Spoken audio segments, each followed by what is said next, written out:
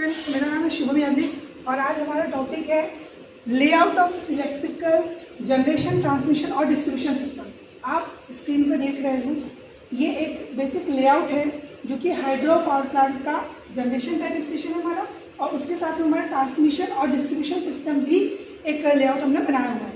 तो स्टार्ट करते हैं हम हमारे पहले ब्लॉक से, जिसको कि जनरेशन ब्लॉक हमारा है यहाँ पे। तो जनरेशन ब्लॉक में आप देख रहे हो, ये हमारा डैम है, हाइड्रो इलेक्ट्रिक जनरेटर यहाँ पे यूज है हमारा।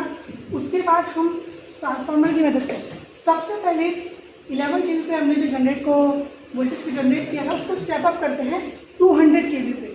200 kV पे करने का हमारा रीज़न क्या है? क्योंकि हमारे ट्रांसमिशन लाइन में लॉसेस बढ़ते हैं, डिस्टेंस जैसे जैसे हमारा बढ़ता है, बहुत दूर हमको जब बिजली ट्रांसमिट करनी होती है तो हमारे लॉसेस बहुत बढ़ते हैं। उस लॉसेस को रिकवर करने के लिए हम जो है उस 11 kV के वोल्टेज को स्टेप अप करते हैं 200 kV पे। और ये हमारा जो ट्रांसफार्मर लगा हुआ है, आप देख सकते हो, ये पावर ट्रांसफार्मर है हमारा। और ये पावर ट्रांसफार्मर से वोल्टेज को स्टेप अप करने के बाद हम अपनी लाइन को आगे बढ़ाते हैं। और यहाँ पे आप स्क्रीन पे देख सकते हो 220 kV के हमारे टावर्स वहाँ पे लगे हुए हैं। अब जो लाइन हमारी हमने सप्लाई की है वो सिंगल सर्किट भी हो सकती है, डबल सर्किट भी हो सकती है, दोनों प्रकार की लाइन हमारी हो सकती है। यहाँ पे जो लाइन हमने यहाँ दिखाए हैं हमारे सिस्टम में, ये एक सिंगल सर्किट की लाइन है। RYB 3 फेज हमारे हैं, सबसे टॉप पे हमारे न्यूट्रल वायर होते हैं। इसके बाद हम जब आगे बढ़ते हैं तो आप हमारा देख सकते हो, यहाँ पे पहला हमारा जो ये ट्रांसमिशन सब स्टेशन है, इस सब स्टेशन का काम क्या है? 200 kV को 66 kV पे ये स्टेप डाउन कर रहा है। तो ये हमारे जो आप देख रहे हो, सबसे पहले एक ट्रांसफार्मर की वजह से हमने यहाँ पे दिखाया है। उसके बाद 66 kV पे हमने जब इसको स्टेप डाउन कर दिया है इस ट्रांसफार्मर से, तो अब हम इस लाइन को आगे ले जाते हैं।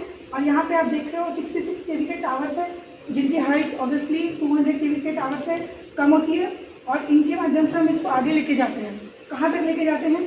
जब हमारी सिटीज़ होती है, सिटीज़ के बाहर जो हमारा 11 kV सब स्टेशन होता है, वहाँ तक हम इस टावर को, इस लाइन को लेकर के जाते हैं। और यहाँ पे आप देखते हो एक और हमारा एक सब स्टेशन है, 66/11 kV का एक और सब स्टेशन हमारे पास है।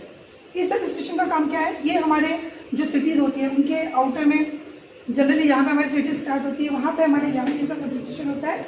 उसके बाद ही हमारे सिटी में जो हमारी पावर सप्लाई की जाती है वो यहाँ इसके आगे की जाती है। आप यहाँ पे देख रहे हो 11 kV के यहाँ पे टावर्स यूज़ किए हैं, सिंगल पोल स्ट्रक्चर जो होता है 11 kV का, इसको हम हाई वोल्टेज लाइन भी कहते हैं, ठीक है। तो यहाँ से हमारी जो इलेक्ट्रिसिटी होती है वो हमारे जो नगर, वार्ड या जो भी हमारा लोकेलिटी होती है वहाँ पे फिर ये हमारी इलेक्ट्रिसिटी आती है। और उसके बाद लास्ट में अगर आप देखो तो आपके हर गली में या हर मोहल्ले में एक डिस्ट्रीब्यूशन ट्रांसफार्मर होता है, इसको हम पोल माउंटेड सब स्टेशन भी बोलते हैं, ठीक है। आप यहाँ पे देख रहे हो 1100/400 वोल्ट में ये जो है ट्रांसफार्मर हमारा इलेक्ट्रिसिटी को कन्वर्ट करता है। और हमारे घरों में जो बिजली आती है, इसके बाद यहाँ से डिस्ट्रीब्यूशन ट्रांसफार्मर के बाद से जो हमारे घरों में जो लाइन्स आती है उसको हम क्या कहते हैं? डिस्ट्रीब्यूटर। और इसके बाद हमारे और पोल्स होते हैं, हमारे हर 2-3 घरों के बीच में जो पोल्स होते हैं, उन पोल से जो बिजली की जो लाइन हमारे घर पे आती है उसको हम क्या कहते हैं? फीडर। इसको हम कहते हैं सर्विस मेन, ठीक है। तो ये हमारा एक बेसिक लेआउट था, जनरल लेआउट था, कैसे हमारी बिजली जनरेट होती है, ट्रांसमिट होती है और फिर डिस्ट्रीब्यूट होती है। तो ये उसका एक बेसिक डायग्राम है। अब इसके आगे जब हम समझेंगे इसका और डिटेल में इसके कंपोनेंट्स को समझेंगे।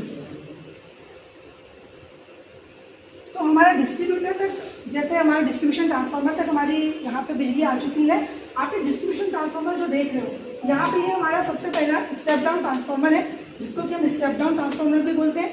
जब हमारे यहाँ अर्थिंग होती है, अर्थिंग स्ट्राइक होती है, लाइटिंग स्ट्राइक होती है, या बिजली जो गिरती है, तब जो हमारा ट्रांसफार्मर डैमेज होता है वो जनरली यही वाला ट्रांसफार्मर होता है।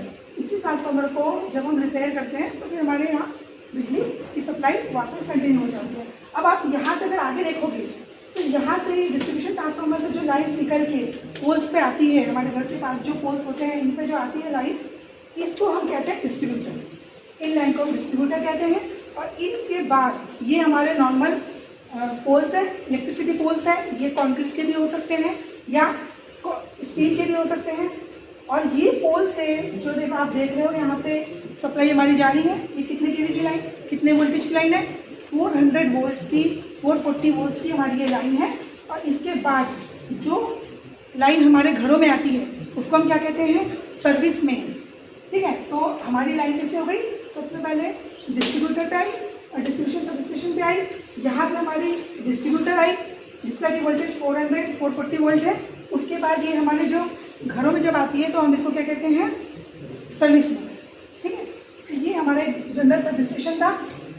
और हाँ, एक चीज़ हमें यहाँ पे और हम इसको कवर करते हैं कि जब हमारी लाइन 66 kV पे आती है तो 66 kV से एक लाइन आपने अभी देखा जो हमने पूरा सिस्टम समझा कि हमारे घरों तक आई। अगर हमें कोई बड़ी इंडस्ट्री को लोड सप्लाई करना है तो यहीं से डायरेक्ट 66 kV सब स्टेशन से हम उसको ले आते हैं एक सब स्टेशन, जहाँ भी हमारी इंडस्ट्री है उनके पास में ले आते हैं और वहाँ पे एक सब स्टेशन हम बनाते हैं जो 66/33 kV या 66/11 kV पे भी हम इसको कन्वर्ट करके वो सप्लाई डायरेक्ट हम इंडस्ट्रीज़ को, बड़ी इंडस्ट्रीज़ को, यूनिवर्सिटीज़ को, हॉस्पिटल्स को हम सप्लाई करते हैं क्योंकि उनकी एनर्जी रिक्वायरमेंट जो होती है वो ज़्यादा होती है। ठीक है, तो ये हमारा कंप्लीट डायग्राम आपने अभी देखा कैसे पावर जनरेट होती है, फिर उसको ट्रांसमिट किया जाता है और फिर हमारे घरों के पास उसको डिस्ट्रीब्यूट